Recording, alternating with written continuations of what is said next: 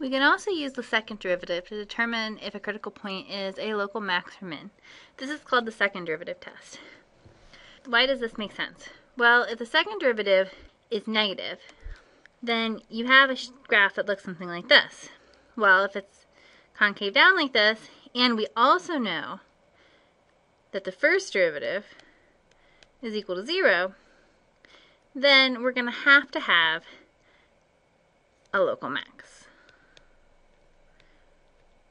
Similarly, if we have f double prime of x greater than 0, so we have something that's concave up that looks like this, and we also know that f prime of x is equal to 0, then we have to have a local min. But what about if f prime of c is 0 and f double prime of c is 0? So we have a critical point.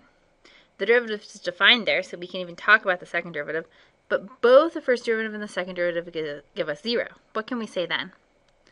Well, the answer is we can't really say anything at all, because we really don't know what's going on.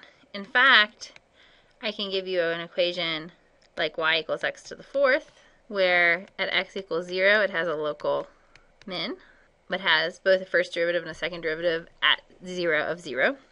We could do the same thing though with y equals negative x to the fourth, and it's a local max, or even y equals x to the fifth, where it's nothing.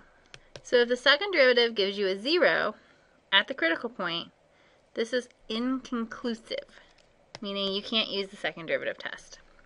So the second derivative test is really nice if it gives you an answer, because it can do it really quickly. But if it gives you 0, then you're going to have to go back to the first derivative test. So this is a nice way to remember the second derivative test. If you have a happy smiley face, meaning your second derivative is positive, then it looks like this. This is what concave up looks like, and you can see from the picture then that that's a local min. Same thing here, your second derivative is negative, you've got a frowny face. You can see from the picture that's a local max. So this is an example we did in a previous video. We used, in the previous video, the first derivative test to find the local maxes and mins. Let's try it with the second derivative test. So we've already taken the first derivative and factored it and found the critical points to be 0, 2, and negative 1.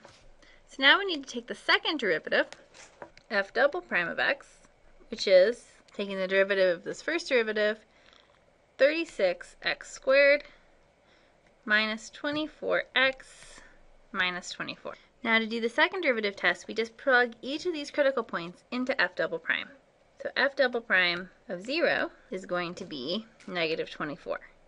So what does that mean? That means we have a negative second derivative, which means that x equals 0 is a local max. Now if we plug 2 into our second derivative, we get 36 times 2 squared minus 24 times 2 minus 24, which is equal to 72. So this is positive. So a positive second derivative means we have a smiley face. That means we have a local min at x equals 2. And now we can try f double prime of negative 1, which is going to give us 36 times negative 1 squared minus 24 times negative 1 minus 24, which is going to give us 36, which is also positive. So again, we have a smiley face, so we have a local min at x equals negative 1. So this is how you use the second derivative test.